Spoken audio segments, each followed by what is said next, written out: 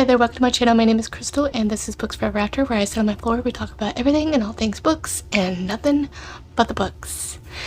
So today is an exciting long-awaited video, and that is talking about my top 10 fantasy romance, aka Romantasy books of 2025.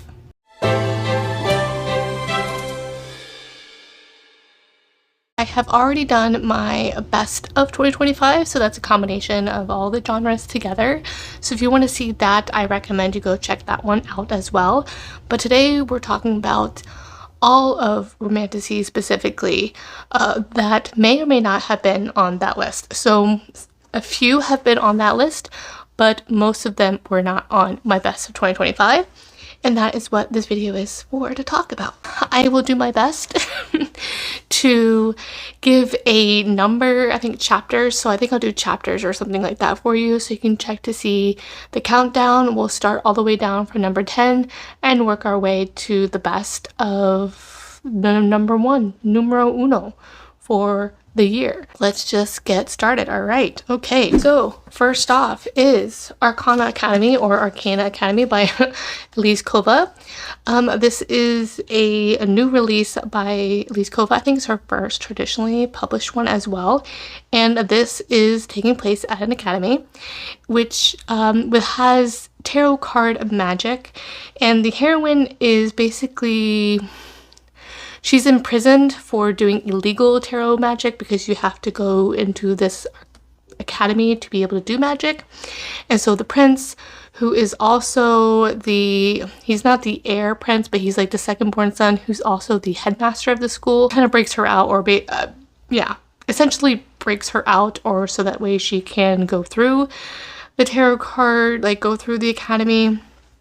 And it had a lot of things going for it, so it was good. I enjoyed this one. This is the only one that I think of on my list that was a 4-star, so it wasn't a 5-star, but it was really, really good. I really enjoyed the tarot card magic. The romance was a little bit to be desired, but I'm hoping that means it's because it's going to be one of those things that develops, especially with one of the plot pieces that happened in this book. I think might point to something more meaningful growing in the second or third book in this whole series. So that's my hope. That's my non-spoilery hypothesis, but we'll see if I'm right. So I actually had gotten this from NetGalley. This has a lot going for it. I think the only thing that could have been, it was a little too much, was it was really playing up the whole like forbidden romance part, because he's like the headmaster kind of a thing and she's like a student, but he, like, the whole thing is they really didn't care. So I feel like it was, at least in the blurb or the marketing of it, it kind of played that up a little bit too much, that I think that really had no relation into the book and whatnot. The other part of the romance that why I hope it develops is there was something that it didn't seem like it would make sense, I think, is where it seems like they, at the end of this book, you don't even know if they like each other, kind of a thing, but there's something that happens that you think they might. It's so random, I know, it's like taking this totally out of context without spoiling. It's very interesting. So I don't know how else to explain it. It's almost like the romance hasn't fully developed yet, but yet they kind of sort of have romantic feelings. It's such a strange thing, while like also work together. So yeah, so they have like a reluctant alliance, kind of blackmailing her to do things, and tarot card magic. There's a little mixture of trials here, and you know, they have to get into a house, so it's got that little like, you know, Harry Potter feeling with that. But yeah, that but otherwise it was really great, and it has a lot of promise. So I think for book 2, I forget what it's called, Prince of Swords, I think, maybe I will post a picture up here. I think I'm going to wait and see how I like that one before I decide if I want to pick up the second one as part of my library. But yeah, so far I am definitely interested in continuing in this series. Then the next is The Wolf King by Lauren Pelferman.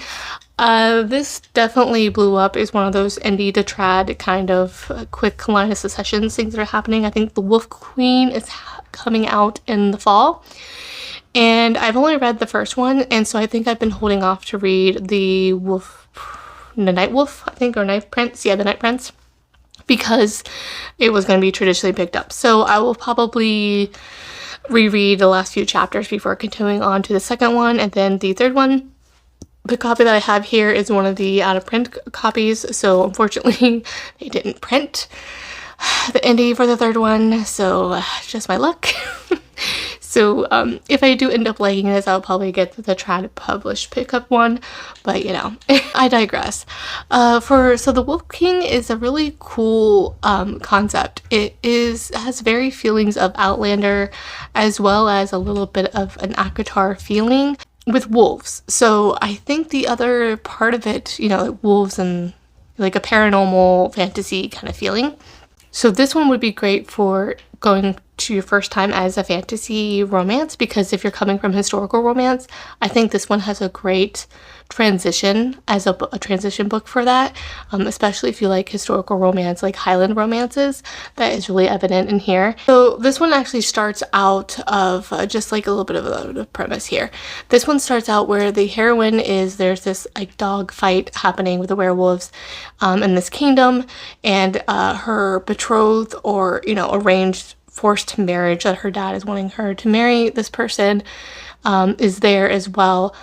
And she sees the hero is fighting in this ring. She tries to save, the heroine tries to save this younger wolf that's in this fighting ring, and the hero is there and sees her interacting, trying to, you know, make a stop for that. So she actually breaks in afterwards, after the fight, and tries to go down into the dungeon and break him out. And that is how, you know, that whole getting kidnapped or whisked away with the hero kind of occurs. A lot of it takes place, there's a bit of a travel, but a lot of it takes place in this castle, and there's a lot more like political, like everyday kind of feeling. So I think a lot of the time the plot isn't too fast, but I still enjoyed it. It was slower, but it still was easy to read and easy to flow. But if you're a plot person, you might not like it as much, but it does definitely pick up in the last half, so with the cliffhanger that occurs. So I'm really interested in picking up the second one. I just want to wait until the fall to do that, when the third one releases. And then the number, what are we on now? 10, 9, 8. Number 8 is Onyx Storm. Of course, this needs no introduction. This is book 3 and the Empyrean series, I think it's called. I always want to call it the Fourth Wing series. I think I had this one as a 4-star as well, but I think this is probably going to be a 5-star. I just love this series so much. Even though I actually really am one of the rare people, I think, that really enjoyed Iron Flame, so that was a 5-star to me. So this one was, I think, a 4-star, but just because I love this series so much, I think it's probably going to be a 5-star, let's just be honest. And just recently, Rebecca Yarros just announced that she's starting to write a book 4, so I'm really hoping that means that we get a book 4 in 2027, so it'd be great. It was early 2027. I mean, I feel like I'm already getting spoiled because we also got Lisa Kleypas announcing her book, first time book for historical fiction coming out of the woodwork after 5 years. That's getting announced in October. And then of course we have Sarah J Maas that announced 2 books, one in October and then one in January. So I am so pumped for this fall and winter 2027. So if this also were to add on to that, that would just be the cherry on top and just really, really be really cool and awesome. But we'll see how that is. Not much to say for this one. Fourth Wing Dragons, I mean, this one needs no introduction, and I just really enjoyed this one. There's a lot more traveling, I have to say, in this one, and I really enjoyed it though. So there's a lot of traveling, and there's like a lot more things that are revealed, obviously, and just so good. I don't know what else to say, but it was really, really good. Read this back in January, and I can't wait until book 4 comes out because I would definitely do another reread. So yeah, love this series so much. And then I do not have a copy of this one. I read this as a free ebook, but I think it's on Kindle Unlimited as well. I'm not sure. But I had it from one of the Stuff Your Kindle days. And this is the Midwinter Mail Order Bride by Katie Wilde. This was just a good fun time. I read this super earlier in the year, so I can't remember exactly, but I just remember really enjoying it. It was 5-star. It was a very short book too as well. It's like a standalone, and I think if there's a series, it's an interconnected standalone or not, but it had feelings of like The Witcher kind of magic with monsters and things like that. But it was just so much fun. A lot of traveling. The hero and heroine travel together.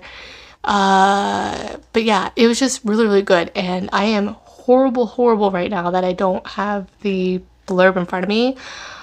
It was just so good. And if you're looking for like a winter themed book as well, this was a lot of fun. But yeah, arranged marriage, that whole thing, really good. A big surprise this year, the next book was Kiss of the Basilisk by Lindsay Straub. This is a erotic basilisk romance, and this was so much fun. And like I said, so much fun. But it was so much fun. And if you get past the first chapter is a little bit rough. It's just so easy to read and so much fun. And there's a lot of dynamics here that, you know, it has a little bit of the bachelor vibes as well, because the heroine is part of this group of, I think, 21 women or 12 women. I can't remember when they turn the age of 21 or whatever. These are the women that are born the same year as the prince. And so they are selected to go through these trainings with the basilisk, who specialize in a sensual training between the humans and the basilisk. They're kind of like have this treaty to do that, and she is training with one of these I guess he's called the serpent king essentially, or king of the basilisk.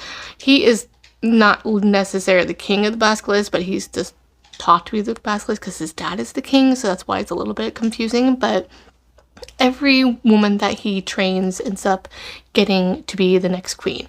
And that is essentially what they're going through, is so the prince can decide and pick which woman is going to be his queen based off their sensual training.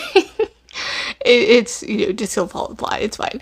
But yes, the book 2 also came out. That was Between Two Kings, and we're not going to talk about that one. That one I pretend doesn't exist. So if you want to have a good fun time, that's crazy, and these pages are just really awesome, the limited pages.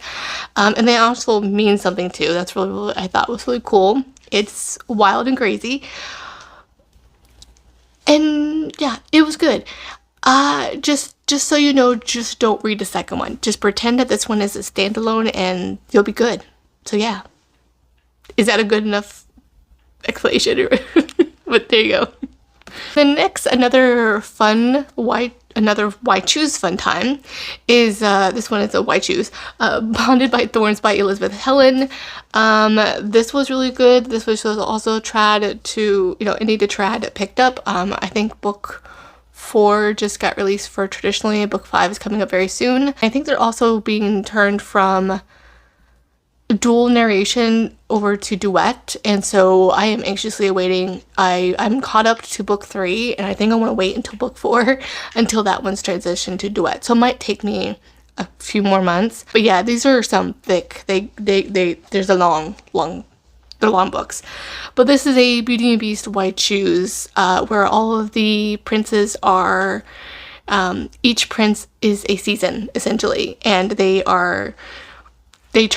have this curse where they are beasts or wolves or such like that, and so they have to have their true love to be broken to break the spell or whatnot. There's a lot of rejected mate in here as well, but yeah, it's really fun time.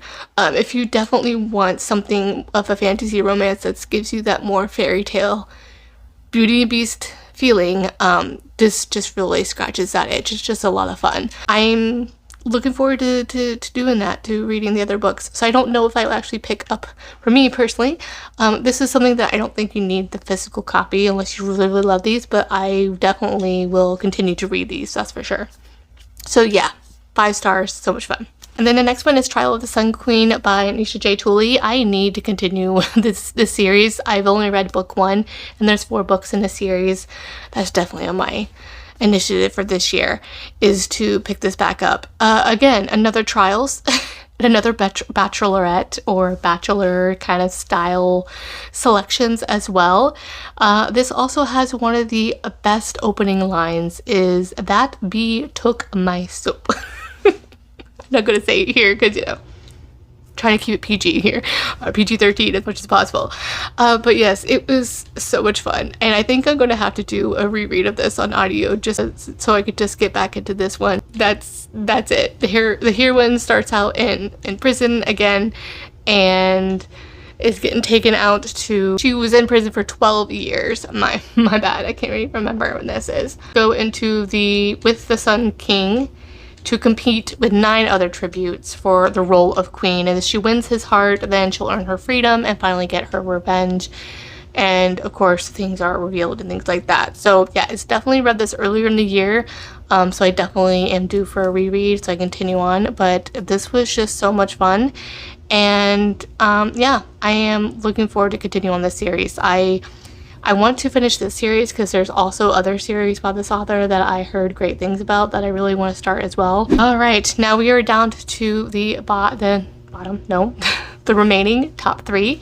And of course, if you've been here for a while, you know it's going to be Anathema by Carrie Lake. This is a gothic fantasy romance. Gothic romance is the name of the game or the theme of 2025. I think that's definitely a niche genre that is an absolute favorite of mine.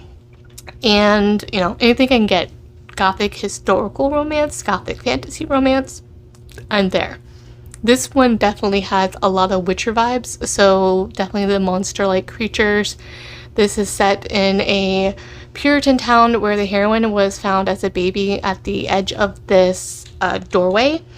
And ever since, she's been raised with this family and always been treated as other for the town because, you know, she's just looked as other and things like that. At one point, so this forest is basically at the edge where people are punished by going there, basically because as soon as you pass through it, there's a monster in the forest there, and you get eaten alive by that monster and what else lives in that forest. Now, what happens is her sister breaks some rule and, you know, things that happen, and she is also banished her sister is banished there. So in order to save her sister, she goes after her sister to try to save her, and things just ensue from there. It opens up into a portal and things like that. So there's just like a portal fantasy. This one is such a great gothic ambiance. The second book, Eldritch, I also read. That was really great.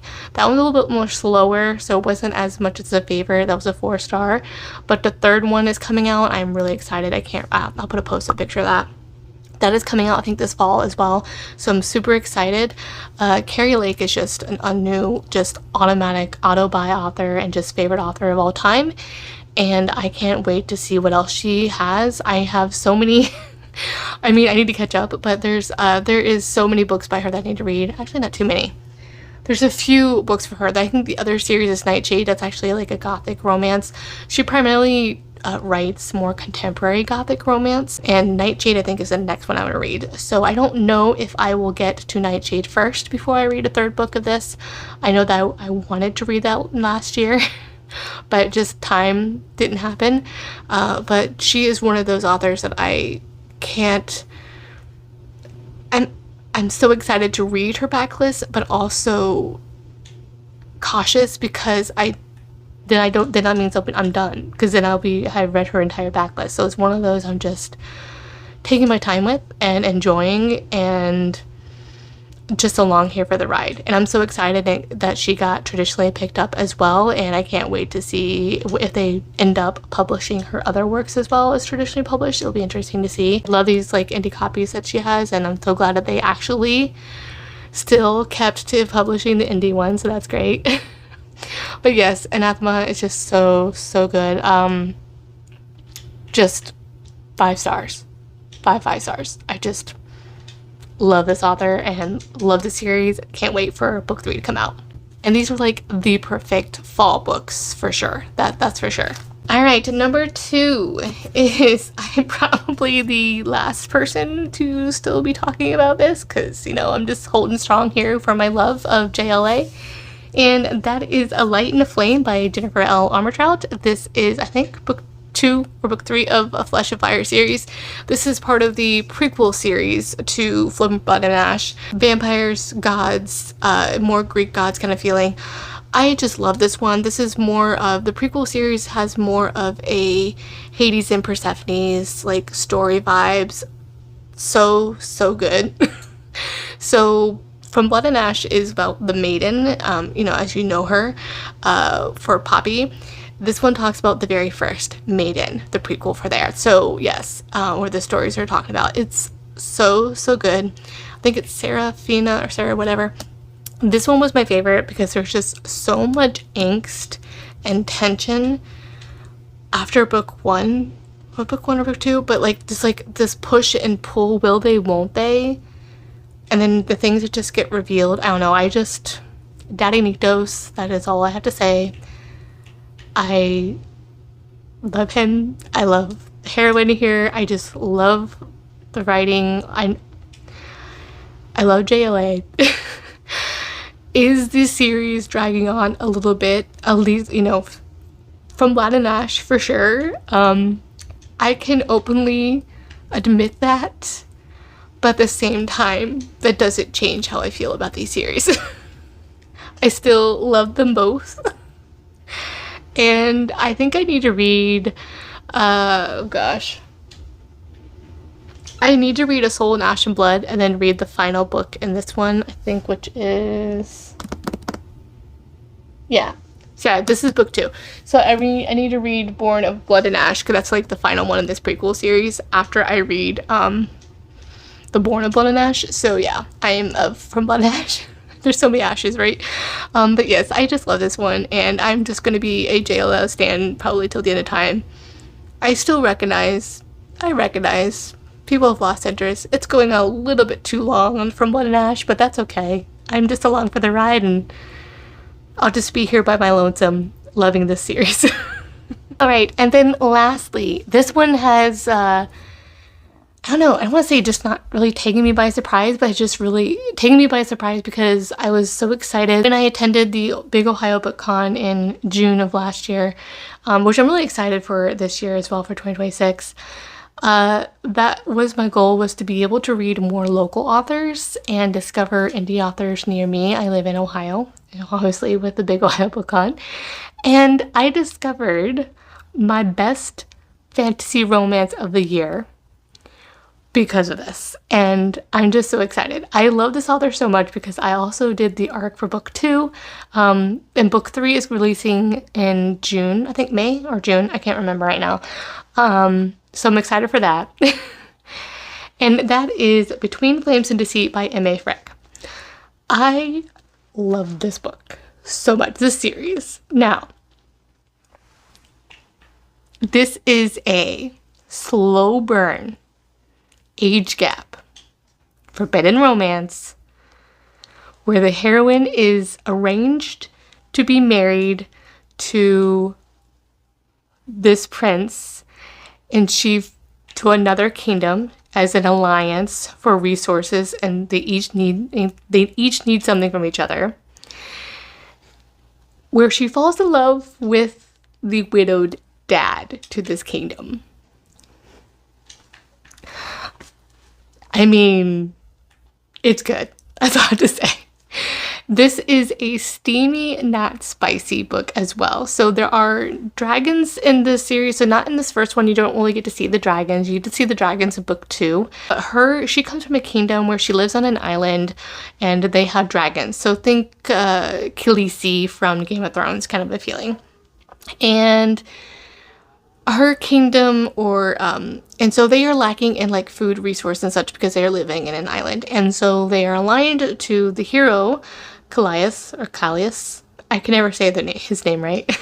I would have said Callias, but I think it's Callias. with the pronunciation guide. That's okay. And so they do an alliance, and they need defense because of, you know, the other kingdoms trying to take over power and such like that.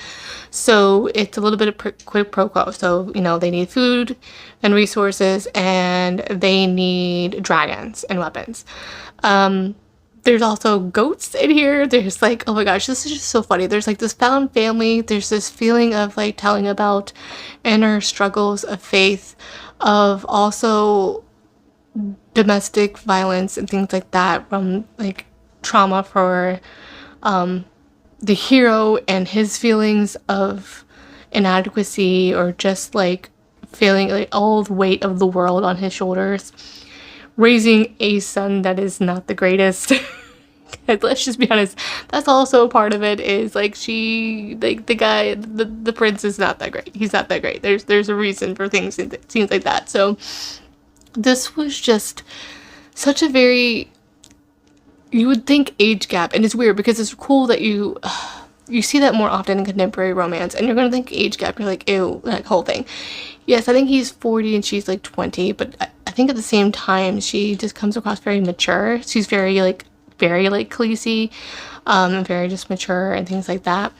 The tension in this one is just so good as well. But yeah, she's just ready to be a queen. Like, she is ready already. She's very mature. She's always being considerate and ensuring she's understanding the customs, and actually cares about the people. So it was really cool to see her interactions with his people, her learning a different faith, you know, different gods and things like that. And then also just, oh, the found family here. So Callias has a guard. That whole thing, it's a whole thing. There's goats. There's just there's some levity here too as well. Even though there's some political machinations, there's just a little bit of some found family, and just a very mature romance with some steam and tension, which is just so good. And in book 2, the dragons are really prevalent, so that was a lot of fun as well. So highly recommend. This is super awesome. This author is local to me, so that is just even better. And yeah, I think this has potential to be a 6-star series for me. We'll see. I so far it's been 5 stars. I'm anxiously awaiting book 3, but I foresee this being just a 6-star series for me. So yes, if you haven't read this, I recommend you pick it up. It's on Kindle Limited, and it's going to be a completed series. I mean, that is just the biggest present right there, is you get a completed series. You don't have to wait too long. And yes, I just love this series so much. And I think the author is also doing a Kickstarter. She does a Kickstarter where you can get these special editions, and you can get all 3 of them as well. But yeah, you can also order from her site. That's what I did. She actually, this first one I got off of at the BookCon, but book 2, when that came out, I ordered off her site and I got that signed as well, so that was really cool. And so I'm looking forward to doing that for book 3 as well. So yes, give this author a try. You won't regret it. She also has The Petulant Princess. That's a standalone as well. That's like a bodyguard romance. That one has an audiobook, and I know she's also working on getting an audiobook for this whole series as well. I think she's working on that for this year. And she also has her very first series, which I think is the Forcing Fate or something series, as a trilogy as well with dragons. I don't think there's an audio yet for those, but I know she is re-releasing a new covers in that one too as well. So yes, as you can tell, I just love this author's writing so far. Next on the docket is The Petulant Princess, after reading the 3rd book of this one. Now and then we'll see before the big Ohio BookCon this year. But yes, I am so excited to find a new favorite author that is local to me. So that's just so awesome. All right, so that is all of my top 10 fantasy romances that I read in 2025. Let me know down in the comments, what was your favorite Romantasy of 2025? I would love to know. Were any of your favorites on my list? As always, I'll have my links down below in the description box for my Instagram, Goodreads, and bookish wishlist. And before you go, don't forget to like this video if you liked it, and don't forget to subscribe and hit that notification bell so you can be notified for every time I post. And with that, I will see you guys in the next one. Bye.